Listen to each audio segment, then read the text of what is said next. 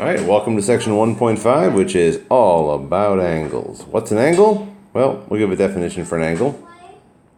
An angle is two rays that share a common endpoint. All right, so we talked about rays before. They start at some endpoint and they shoot off forever in a direction. Well, here I have two rays. Shoop, shoop. Oh wait, no, that's not right at all. It's more like shoo, shoo. Okay. But that common place that they both shoot off from, that common endpoint, is called a vertex. That's the name of the angle. And the two rays that shoot off from that common endpoint are called sides. By the way, since they go on forever, any location you might be on the plane, you'll either be between the two rays or you'll be out here. If you are between them, you're in the interior of the angle. And if you're not in between, if you're out here, you're in the exterior of the angle. So, parts of an angle. Okay, let's see. Next up, how do we name angles? All right, we have three basic ways to name angles. First, sometimes you'll see a small number or a small letter inside the angle. So, for example, this would be angle 1, and this would be angle A. And this, by the way, this little symbol here, which looks like an angle, is the symbol for angle. So you read this angle 1, angle A. Over here, since that vertex is a point, it usually has a name. And so it might be point A or point B. And so we could call it angle A or angle B, either of those things. Now sometimes we might have a whole bunch of angles that all share some common vertex. So if I said angle A here, I wouldn't know which of these angles I was talking about. So in that case, we take, let me scooch this down just a little bit. Okay. Oh, boy, that's terrible on my PDF. I'm going to shrink it a little bit. Okay. So we take our A, which is right here, and we surround it by 1 point from each of the two rays. So I could talk about BAE. Here, BAE. Of course, it could be any point in that ray, so it could be BAC, like over here.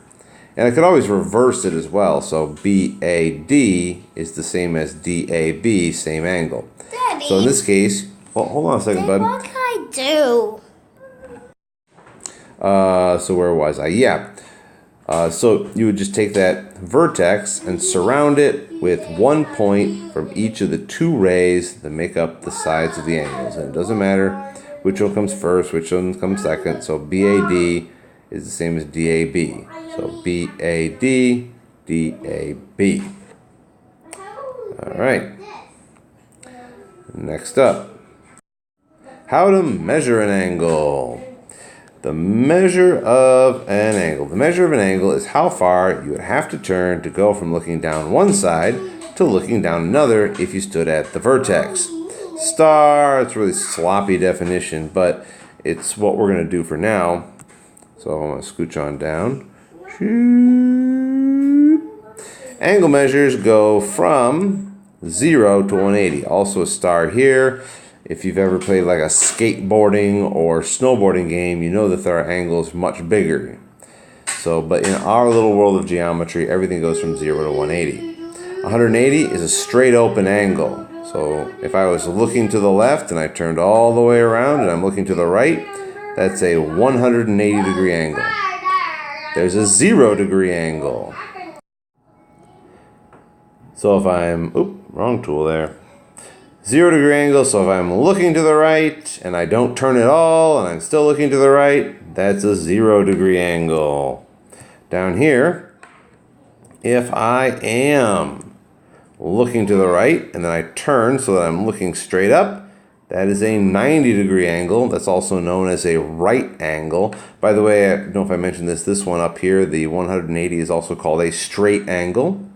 And then finally, if I'm looking in some direction, and like up here, and I turn, and my turn is more than the right angle, but less than the straight angle, we call that obtuse. So it's more than 90, less than 180.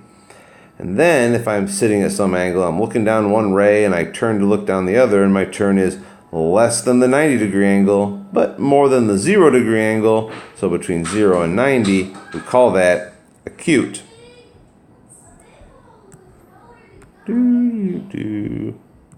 Just want to point this out. Much like segment names, if I have an angle A and it's 44 degrees, I would say the measure of angle A, and this little m here means measure of, the measure of angle A equals 44 degrees, 44 degrees. So when you see angle A by itself, it's talking about an angle. But if you see the measure of, this little m in front of it, now you're talking about the size of the angle. How big is it? How much of a turn is it? Much like when we talked about segments versus the length of a segment. Moving on. So we've got all these acute and obtuse angles that aren't necessarily like a simple 90 or a 180, and we have to measure those as well. So we use a protractor for that. So let's say I have an angle that goes, kind of like this. This is a terrible looking drawing I've just done, and I want to know how far is that turn. Well, notice I look on the protractor and I've got a 0, I've also got a 180 passing through this one ray, and here's my turn. Up here, and I got 70 and I got 110. So how do I interpret these numbers? Well, I went from 0, 10, 20, 30, 40, 50, 60, 70. So on the inside, I went from 0 degrees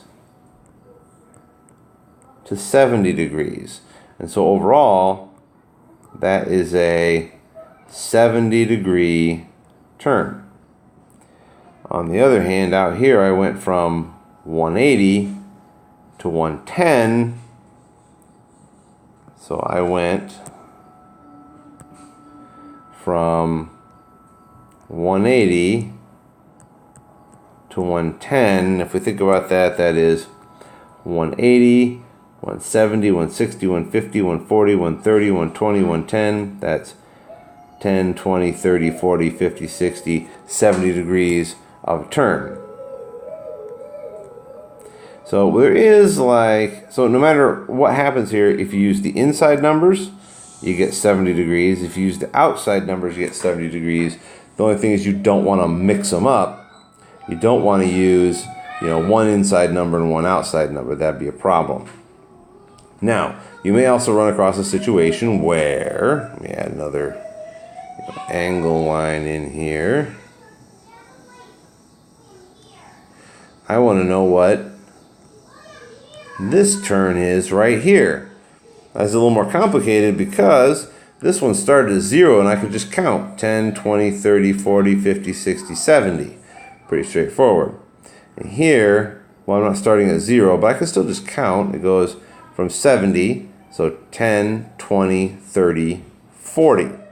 40 degrees. So this angle on the inside is 40 degrees. All we have to do is count from, along the protractor, one side of the angle to the other. But what if those numbers were more difficult and we couldn't just count so easily like that? Well, I would look at the number over here. That's 110.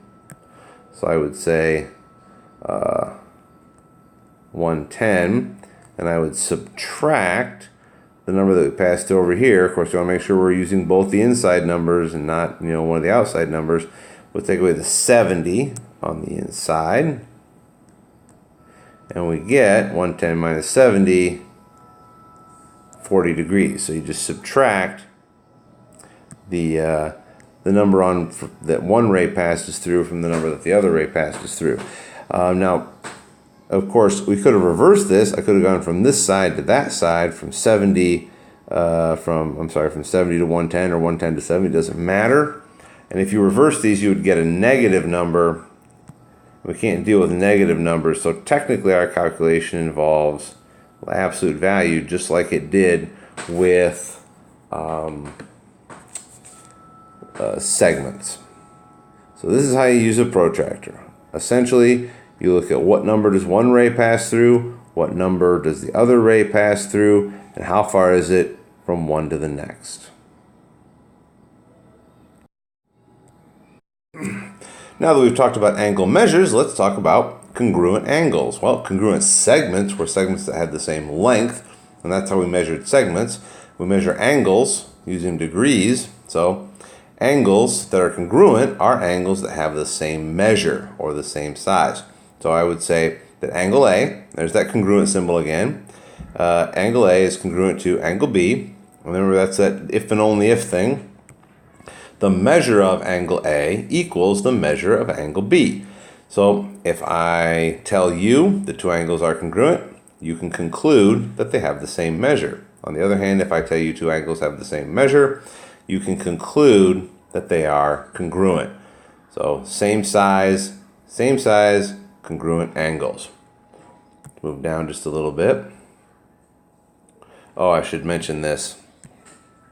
In a diagram, congruent angles will have these little markings on the inside. So these two angles you'll know are congruent because they have the same these little arc marks, like kind of a curve that goes inside the angle.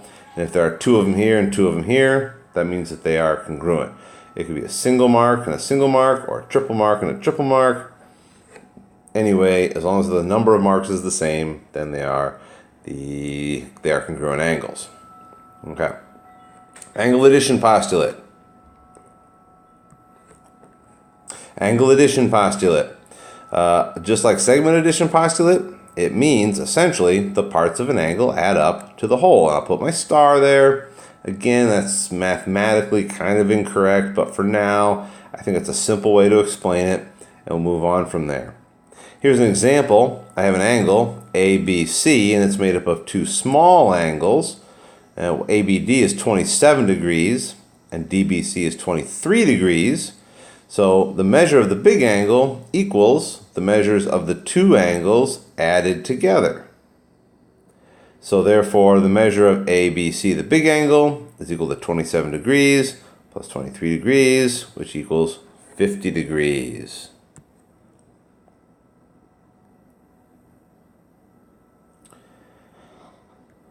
Last, but certainly not least, sometimes we're going to use algebra with angle addition. So instead of having just numbers here, we have some sort of an expression. And here's a pretty common problem. Notice that this is a straight angle, KLM, straight angle.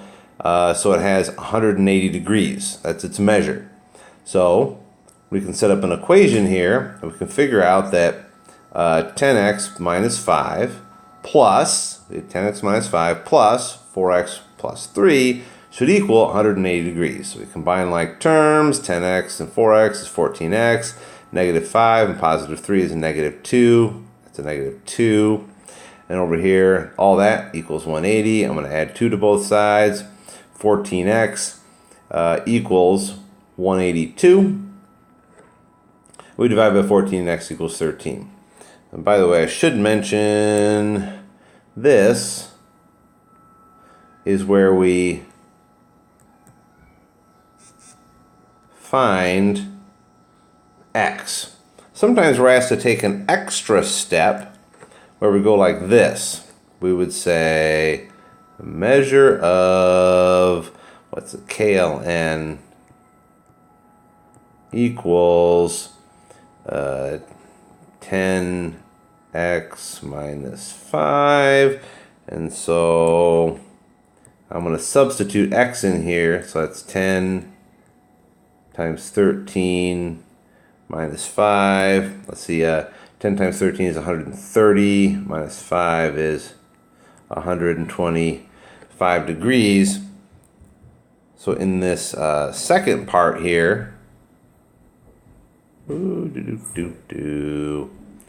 we are finding an angle measure.